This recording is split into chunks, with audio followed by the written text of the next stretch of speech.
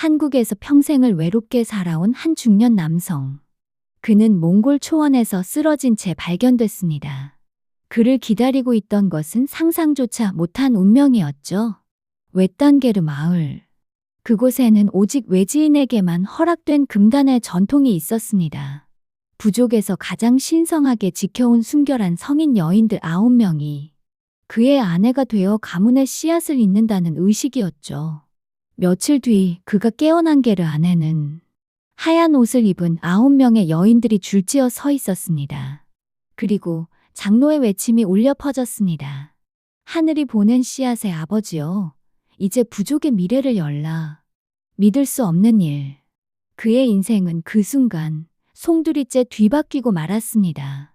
본격적인 이야기를 시작하기 전 구독과 좋아요 부탁드립니다.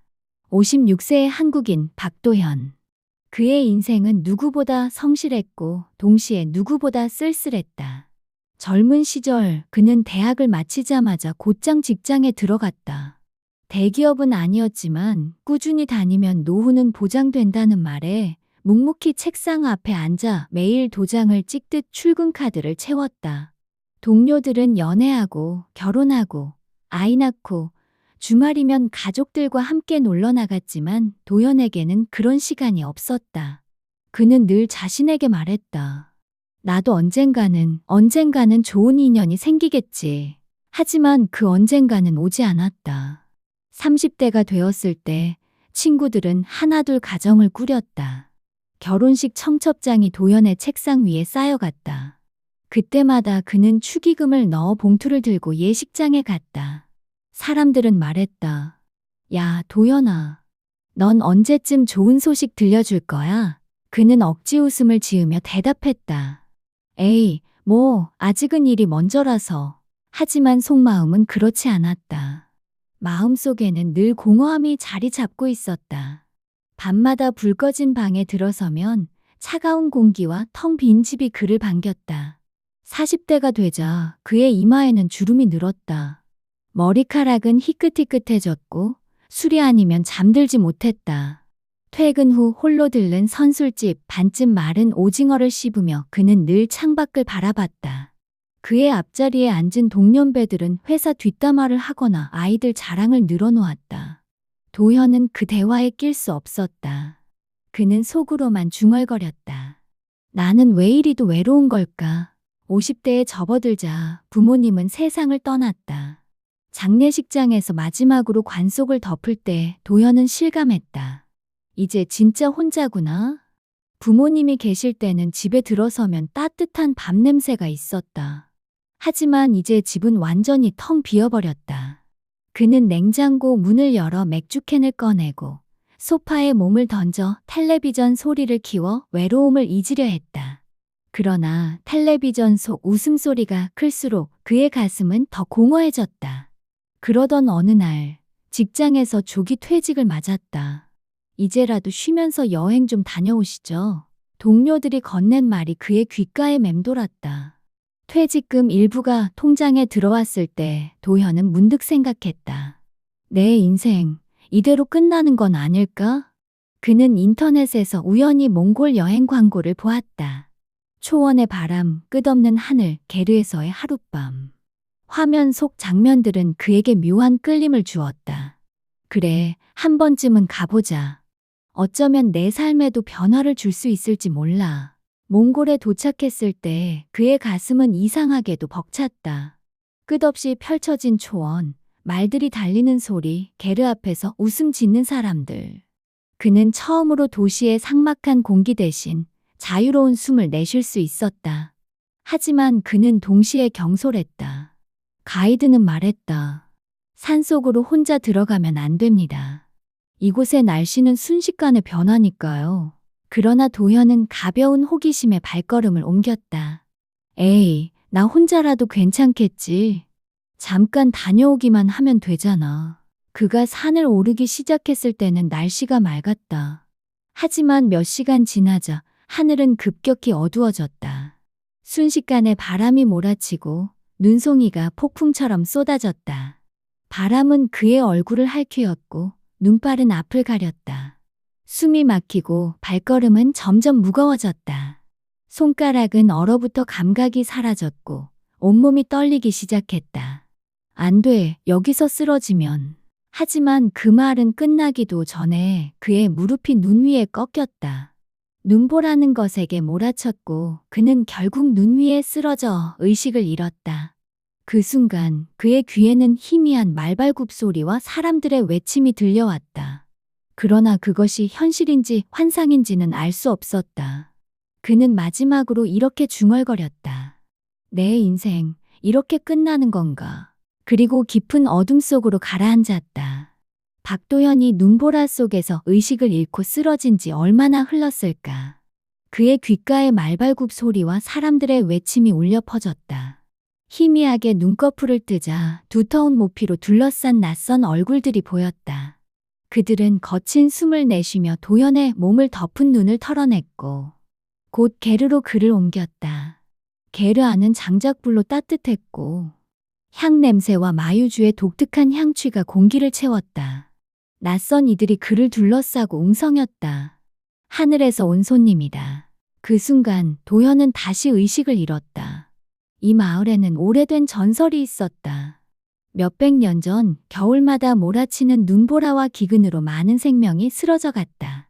그때마다 마을 장로들은 하늘을 향해 기도했다. 그러던 어느 해 눈보라 속에서 한 외지인이 쓰러진 채 발견되었다. 그는 이방인이었지만 마을 여인과 맺어진 뒤 아이가 태어났고 그 아이가 부족을 기근해서 구할 씨앗의 전승자가 되었다. 그 뒤로 전해 내려온 믿음은 단 하나였다. 하늘에서 온 손님은 순결한 여인과 맺어져 씨앗을 이어야 한다. 여기서 말하는 순결한 여인은 단순한 의미가 아니었다. 그들은 모두 성인이었으며 아직 결혼하지 않은 채 부족에서 가장 신성하게 보호받는 존재였다. 그들의 순결은 단순한 육체의 상태가 아니라 하늘과 부족을 잇는 매개체로 여겨졌다. 부족은 이 여인들을 존중하며 일상에서도 가장 좋은 음식을 내주고 의식의 때가 오기 전까지는 어떤 남자도 손을 대지 못하게 했다. 그들은 단순히 아내 후보가 아니라 부족의 미래를 이어갈 성스러운 씨앗의 그릇이었다. 도현이 깨어났을 때 마을 사람들은 이미 술렁이고 있었다. 그의 옷차림, 피부색, 말투 모두가 이방인의 것이었다. 장로는 깊은 눈빛으로 도현을 바라보며 말했다. 그대는 하늘이 보낸 손님이요. 우리 마을의 씨앗을 다시 피워낼 운명을 가진 자요. 도현은 당황했다. 저는 그냥 길을 잃은 여행자일 뿐입니다. 그러나 장로의 표정은 단호했다. 아니요. 수백 년 전부터 전해 내려온 전설은 결코 틀리지 않았소. 그 이후 며칠 동안 마을은 숨죽인 듯 분주했다. 게르 중앙에 거대한 장작불이 피워 올려졌고 사방은 하얀 천으로 둘러싸였다. 그 공간은 마치 세상과 단절된 또 하나의 세계였다. 천 위에는 옥빛 매듭 장식과 말꼬리로 만든 장식물이 달려 바람에 흔들렸고 몽골 초원의 신령한 기운이 그 공간을 감쌌다. 도현은 무릎 위에 손을 얹은 채 앉아 있었다. 그의 심장은 불규칙하게 뛰고 있었고 손바닥은 땀으로 젖어 있었다. 그는 평생 한 번도 경험하지 못한 전혀 낯선 세상 속에 들어와 있었다. 하얀 천이 거치자 9명의 여인이 나타났다. 그들은 모두 성인이었고 전통 의상을 걸친 채 장엄한 걸음을 옮겼다. 각자의 손에는 마유주가 담기는 잔 그리고 생명의 젖을 뜻하는 신성한 우유가 들려 있었다. 여인들의 눈빛은 단호하고 고요했다. 그들은 단순한 참가자가 아니라 마을 전체가 선택한 순수의 여인이었다. 한 명은 긴 머리를 따아내렸고 또 한 명은 은빛 장신구로 이마를 장식했다. 그들의 발걸음 하나하나가 의식의 시작을 알리는 북소리와 맞물려 도현의 가슴을 세차게 두드렸다. 부족의 장로가 손을 들고 외쳤다. 오늘 씨앗의 전승자가 태어났다. 하늘이 보내신 이 남자와 순수의 여인들이 하나 되어 우리 부족의 미래를 이어갈 것이다. 그 목소리는 게르 안을 울렸고 9명의 여인은 동시에 무릎을 꿇어 하늘을 향해 머리를 숙였다. 그 장면은 도연에게 경외감과 동시에 벗어날 수 없는 운명을 각인시켰다. 북이 울렸다. 여인들이 원을 그리며 춤을 추기 시작했다. 그 춤은 단순한 움직임이 아니라 세대를 이어온 전승의 언어였다.